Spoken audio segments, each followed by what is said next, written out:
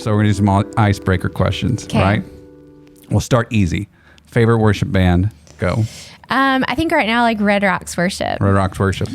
Elevation Worship. All right, so you guys familiar with Worship Leader Fails? Have you seen those vlogs? Love that. So give me your top worship leader fail, your top worship leader fail. Well, actually, this past Sunday, I grabbed the wrong mic, so that was That's fun. all you got? Yeah.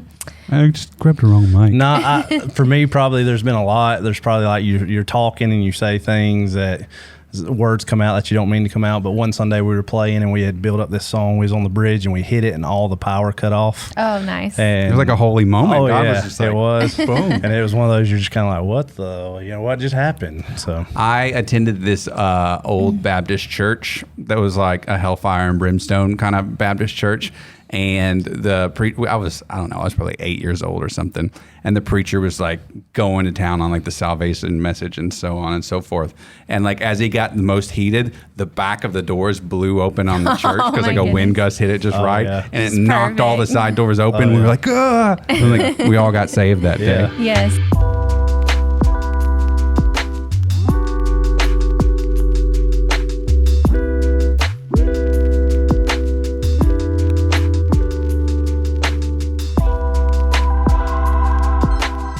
Again, May 14th and 15th, churches from around Oconee County are gathering together for a weekend of worship at the Farm Center in Seneca, South Carolina. Today, we're sitting down with a couple of those worship leaders to talk about the mission and the vision behind the event, as well as discussing some future plans for upcoming events here in Oconee County. We're also going to take a deeper dive into worship culture, some of the controversies surrounding it, and discover how, as Christians, we can develop an authentic sense of worship in a seemingly inauthentic world. There's certainly an episode you're not going to want to miss. This is episode 9 of the Hills and Hollows podcast.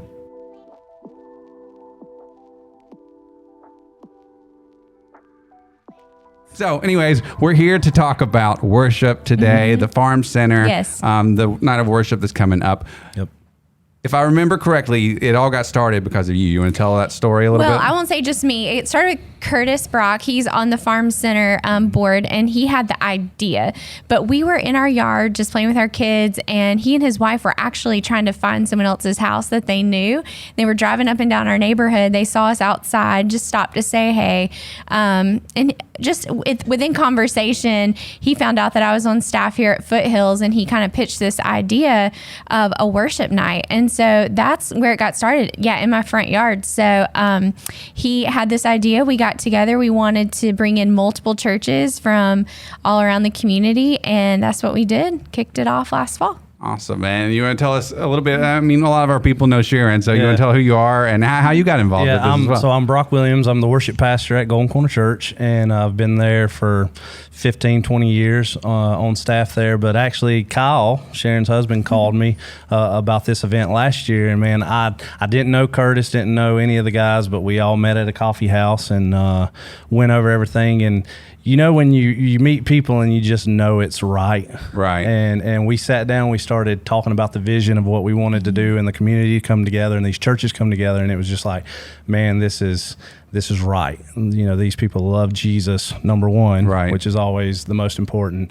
And man, it just fell together. Yeah, I mean, everything fell together. And it was fun. It was a lot of fun planning all of that, and just again seeing like multiple churches come together for our community. So you talk about the vision. You want to go a little more depth. Like what's the whole purpose in gathering the community? Like what's the vision just behind all of this? Yeah, well, I think like the vision here at Foothills to help people find and follow Jesus is always kind of like at the root. We do know that events like this, a lot of times it'll be a larger group of believers already out there, but we are hoping that they're inviting, you know, their neighbor or their friend, and that they're still just kind of sparking that little fire in someone who maybe doesn't get exposed to worship on a Sunday.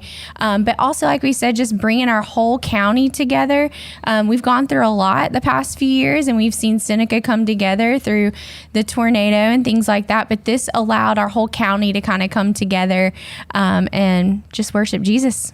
Yeah, man, just to echo what Sharon said, I think one of the greatest things is we have all these different churches involved, and we see each other from afar, probably online and such. And one of the great things is that we come together and we work together. And instead of this church or that church, it's the church. And obviously, reaching the lost and getting the message of Jesus out to the community and stuff. It's obviously a great way to do that. But to me, one of the perks of it is the relationships that have formed.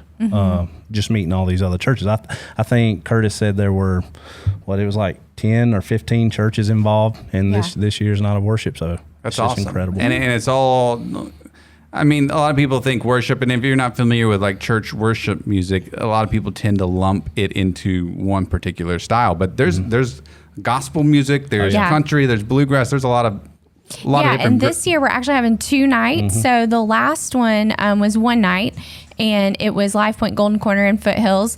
This go around we're having 2 nights, and the first night is more like gospel kind of centered, and then the second night is a little more contemporary.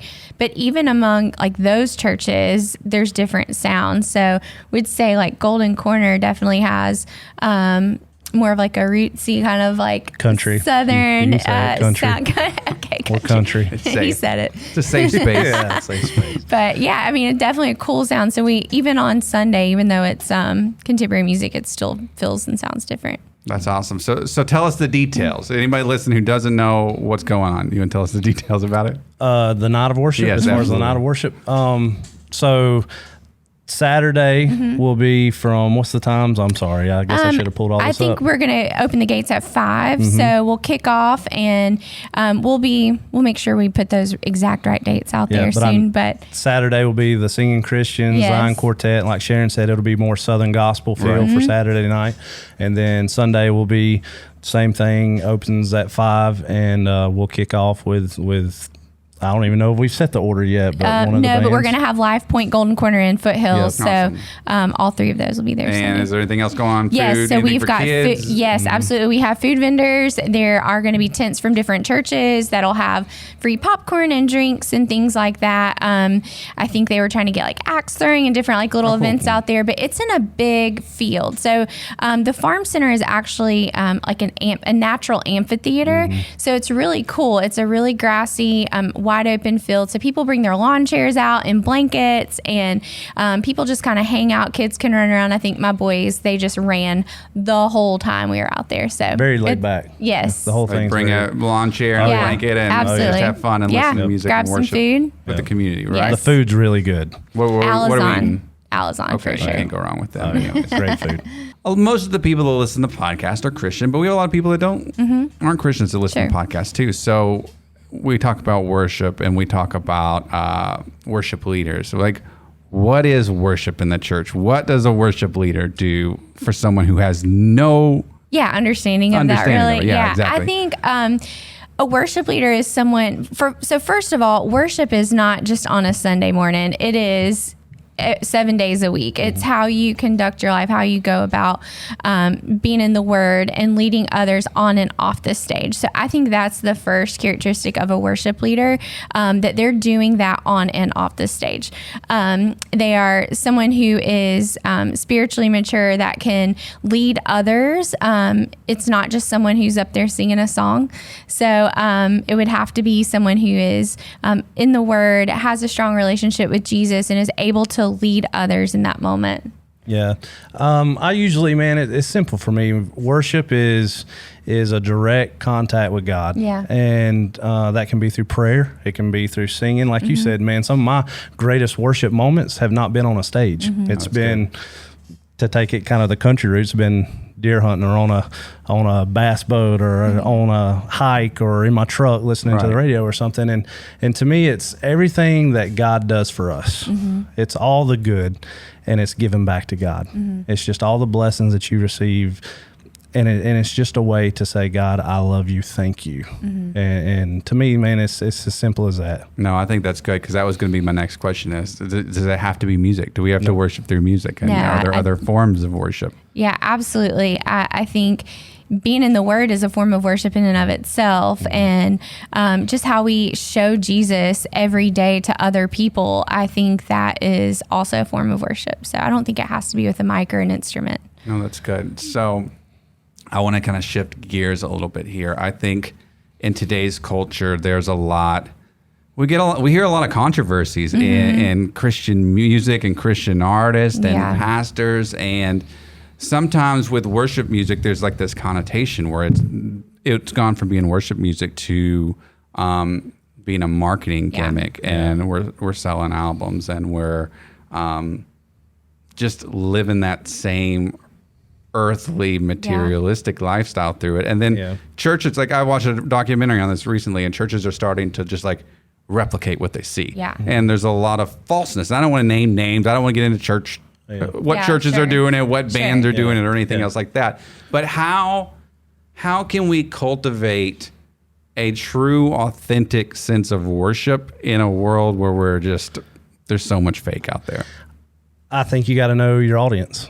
I think, one thing that we talk a lot about at Golden Corner is to know your audience, to know the type people that you're serving when you're up on stage on Sunday. What do they like? What do they listen to? And, I was talking with our senior pastor a couple of days ago, and we were talking about not falling in love with YouTube, right, but falling in love with Jesus.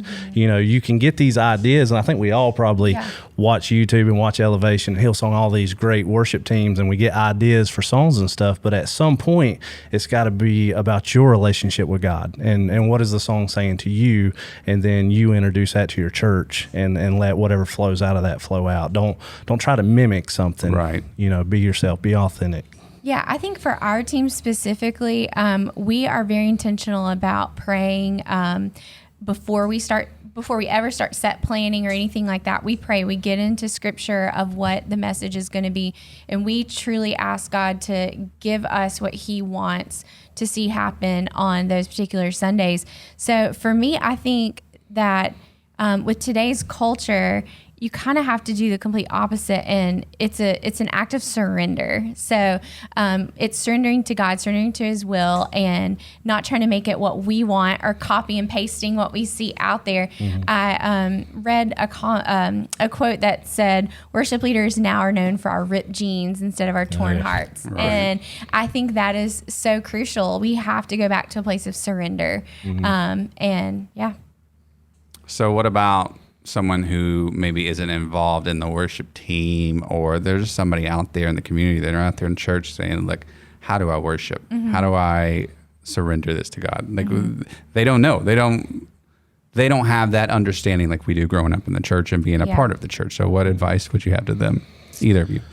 Yeah, I think you're right. I mean, not everyone knows how to lay something down or surrender what's in your heart. I think it takes repetition and just choosing less of ourselves and what's glorifying to God. So whatever issue maybe we're struggling with, finding a song that really speaks into that, and just truly handing it over to God and saying, I'm not going to try to fix this myself. I'm going to hand this over to you and let you get glory for it.